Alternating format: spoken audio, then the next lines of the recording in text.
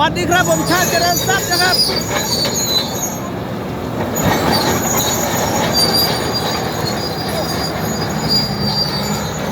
พี่น้องมาดูคุณปูสายดันพี่น้องเจอต่อยูคาเล่นต่อยูคาครับค่อนข้างจะ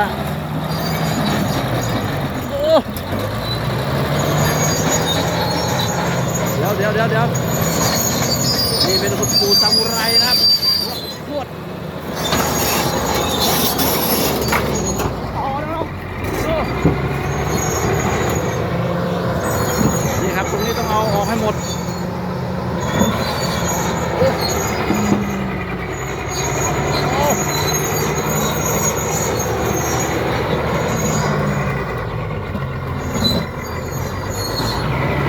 แรงไม่แรงเอาพี่น้อง22 ตัน6 สูบไม่มีเทอร์โบครับดูแกงัดนะครับดันเลยดันใช้แรงดันเอานะครับ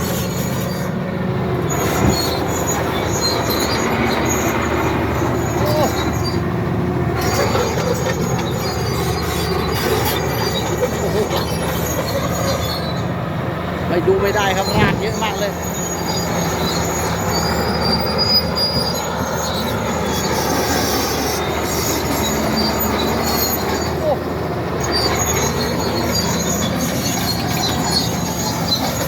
แล้วฝุ่นเยอะๆหน่อยครับพี่น้อง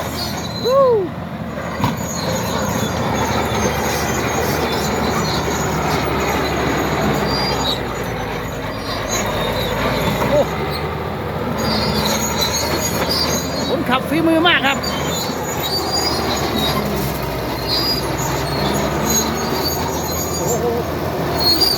ระวังเพราะว่าอยู่ข้างคลองครับ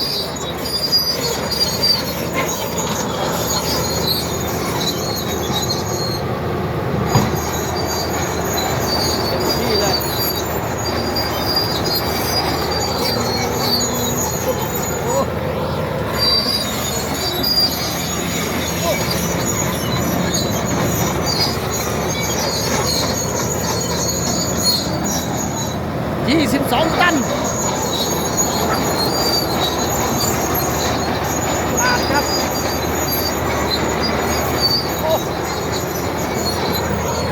แรงดีครับ50 ปียังแรงมากดี80A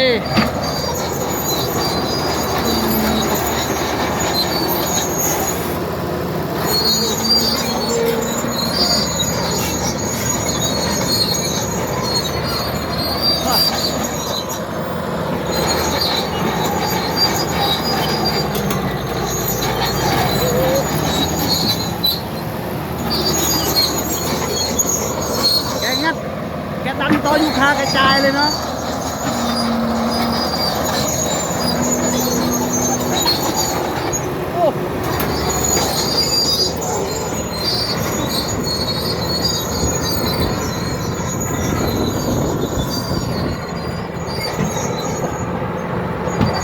22 ตันใบมีดนี่3 เมตรกว่าครับที่โตรถไถนี่สู้ไม่ได้นะพี่น้อง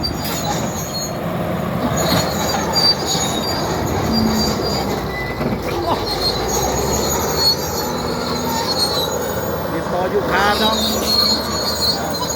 ล้มสบายเลยพลังเหลือเฟือจริงๆ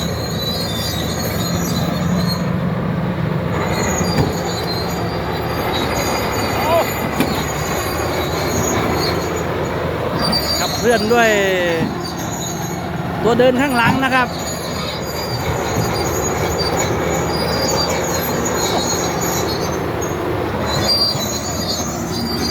พลังชั้ง3จริงๆปัจจุบันบูดูเซอร์ไม่ค่อยมีนะที่ความแรงเก่าอย่างนี้ครับนะล้อเลยเนาะ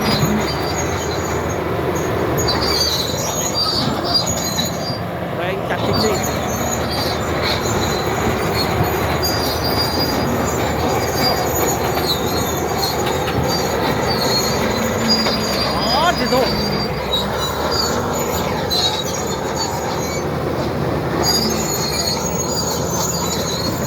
อรับประทานจริงๆแล้ว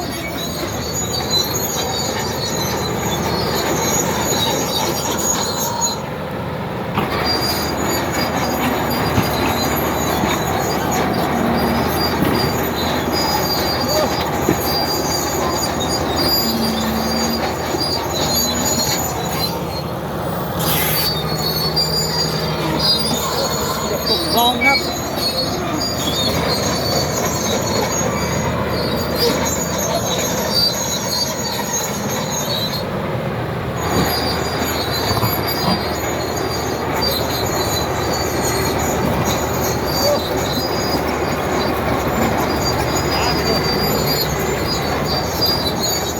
สุดบรรยายพี่น้องพวดซามูไรในตำนานที่หาดูยากสุดๆครับ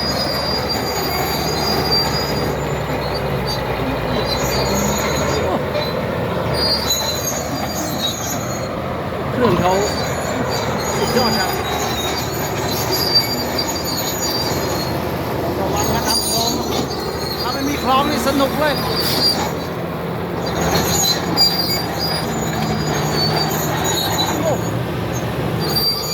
ห้ามเด้อเอา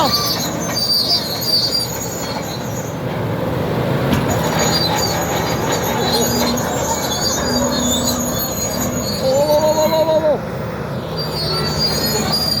ผมจะเสียวแทนพี่น้อง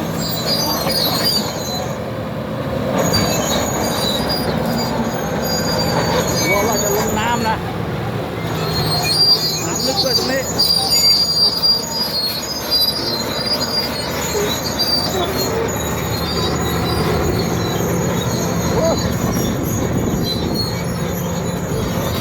ขอบคุณกรมที่ดินครับที่พัฒนาประเทศชาติถ้าไม่มีกรมที่ดินก็เราก็ไม่มีทางนะมีทางใช้เข้าสวนเข้าไร่เข้าที่นา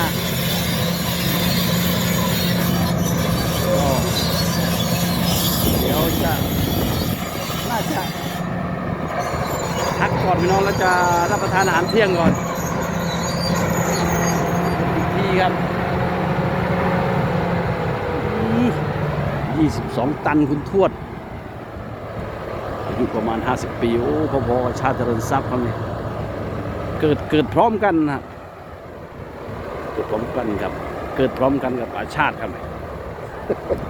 เพราะว่ายังขลังอยู่สนใจเข้าดูได้ครับ YouTube ช่องชาติเจริญทรัพย์หรือว่าเพจชาติเจริญทรัพย์ Excavator and Truck 0982723752เดี๋ยวพาดูใบมีดนะใหญ่จัดครับยาว1 เมตร 2 เมตรประมาณ3 เมตรครับ3 เมตรนิดๆพี่น้องแล้วดูโครงสร้างเขา50 ปีนะโอ้โหนี่แคเรียน้องแคเรียนี่ตัวแรงนี่คือตัวเดินครับเนี่ยขับด้วยสป็อกเก็ตนี่ครับส่วนเครื่องยนต์นั้น6 สูบครับอาจจะมีซึมหน่อยแต่แหวนยังเปี้ยอยู่ครับมีซึมบ้างครับพัดลมใหญ่เพลิงครับ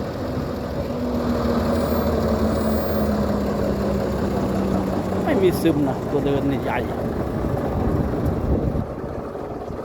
ใหม่ดับแล้วครับเดี๋ยวจะรับประทานอาหารเที่ยงก็ลุยกันต่อฝากกดติดตามด้วยครับสวัสดีครับ